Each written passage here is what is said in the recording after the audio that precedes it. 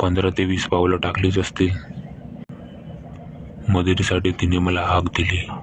जमिनीवर असलेली ती कळशी तिने मला भरून देण्यास सांगितले. ती दुसरी कळशी मी रशीला बांधून आत फेकली, पण तिचा पाण्यात पडलेला आवाज काही मला ऐकू आला नाही.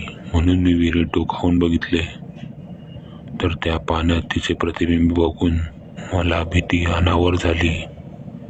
तिचे प्रतिबिंब हे एखाद्या पाण्यात पडून फुलेल्या मूत्रप्रवाहाने भासत होते. मागे वळून पाहिले तर तिची ती कुजलेली काळकुट्ट चामडी चेहऱ्यावरून गळतच होती. तिथून काढता पाय घेणार इतक्यातच तिने मला जोराचा धक्का दिला आणि मला विहिरीत पाडण्याचा प्रयत्न केला. माझे नशीब बलवान म्हणून माझा एक पाय त्या रशीत अडकला.